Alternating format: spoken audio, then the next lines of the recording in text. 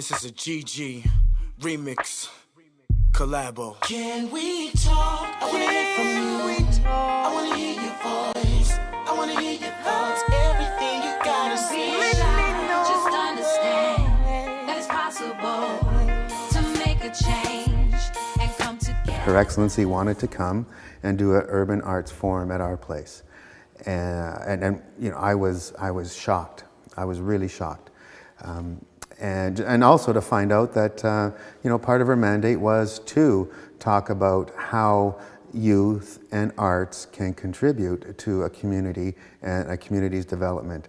So once I started to learn more about what the urban arts forums were about, I thought, what a perfect fit. What a perfect fit. And we could really gather a group of people who have made a difference in their communities, not knowing what was about to happen, not knowing that the children and people that who others kind of overlook in the daily lives would be the ones to make the greatest impact. Nightmares will take control of your life if you are not wide awake. So way to go, bro. You just thrown your whole life away in exchange for some pills filled with temporary thrills that kills the will to build your skills because you thought it was ill. But on the real, like Jack and Jill, all that is going downhill. So how about you just chill for a moment and give it second thoughts? Reconstruct your plots, put down that weapon you bought, for God knows it's not needed. Even in the most heated situation, to be defeated by temptation only means that you are weak and impatient. I see a combination lock on your brain that you must decode. But since you don't know it, I suppose that's something you could just think about for now, as you sit there in death row. Ew, we're all about words instead of weapons. Words is weapons, so listen. This is how it goes. Yo. I got a passion for microphone harassing, using words for killing like a lyrical assassin. And my ability is such, with great skill I've been known to kill with one touch. A clean hit that leaves no mark, lyrical dart, poisonous ink to penetrate the walls of the heart, reversing the flow of blood, causing you to collapse. A system crash with no time for you to react, but you step back, gasp and heave. You're struggling to find the words to battle me, but you just can't breathe. You stand frozen in a state of utter disbelief. This MC diss you at a level that you'll never achieve. They say the pen is mighty, I'll swing it like a sword. You sure you wanna fight me? Cause survival is unlikely. I could leave you with an unsightly scar within the pages of your rhyme book, so that your peers won't even wanna look. I'll write a song with a hook, Mike in a clenched fist, and when I kick a lyric, yo, I'm meaning from the hip. I put the rhythm in submission until it taps out. Stand up and punch lines while I try to knock the track out. Passed out, staring at the paper with the blackout. I need to snap out. Reclaim the stage as my house.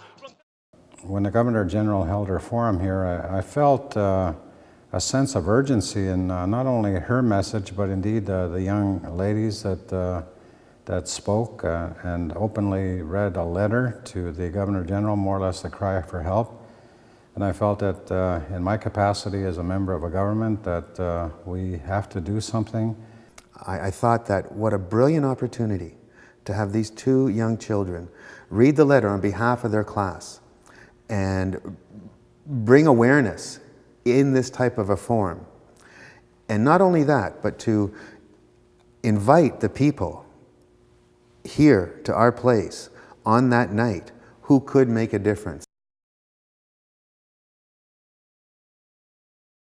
The community wanted to become part of the solution, and that's critical to any progressive community development. I think what happened was we realized when the kids spoke that we hadn't done our job as adults. We hadn't said this has to be a safe community, and the kids, when they wrote that letter to the Governor General, was like kicking us in the ass and saying, get going, do something. And then Sandy and Chris came up with the something to do, and everybody said, it's the crack dealers, it's the crack dealers. And every one of the crack houses had 5 to 10 kids, you know, 12 to 16-year-old kids who were their runners, and those crack dealers were their role models. And we had to take that away from them. I was at a meeting, and there was about 4 or 5 of us there, and thank goodness for a creative thinker like myself. They were talking about things that cops never worked, never did anything. That's citizens on patrol. Yeah, so I said, look, I said, why can't we, I know what happens on my street. And I said, I know what happens on my street. Yeah. So back at her place, we're saying, why can't we start something like that? Let's have street reps. They know what's going on. So brilliant idea. But she then, picked up on it. Then we just used our home phone, and I made up the point power line, because this is Point Douglas, and I wanted something that the power piece was important, that people would feel empowered, that this is our power. We can go here and get something done. And it was just so beautifully simple. And it fits very much with the Aboriginal culture of banishment. This is Terry and Sandy told us about this and said, you know, what happens in an Aboriginal community originally, if someone broke the mores, broke the rules of the band, they would be banished for a period of time. So what we're doing to the drug dealers, crack dealers particularly, is we're banishing them from Point Douglas for a period of time. And it's really working. I mean, we have quite a few of them have come back to live in Point Douglas, and they're not dealing anymore.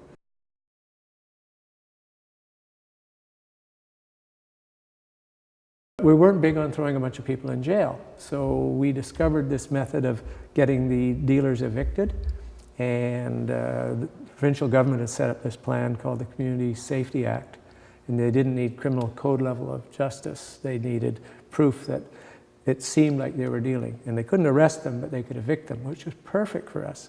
So we started getting these drug dealers evicted. Well, all these kids lost their jobs, and most of them went back to school. And now 32 crack houses were closed in how? Probably in the first year. First year.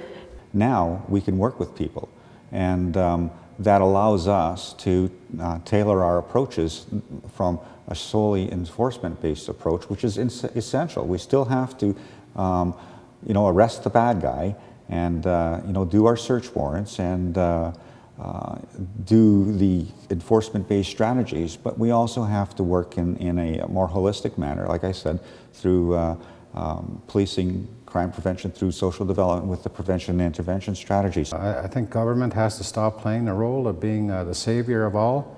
Government has to stop and listen every now and again.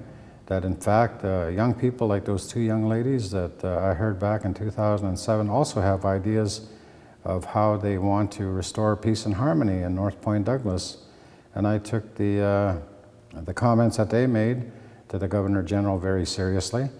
Instead of community members walking around afraid at night and stuff, the gang members started to crawl down the back lanes, and they were afraid of the community.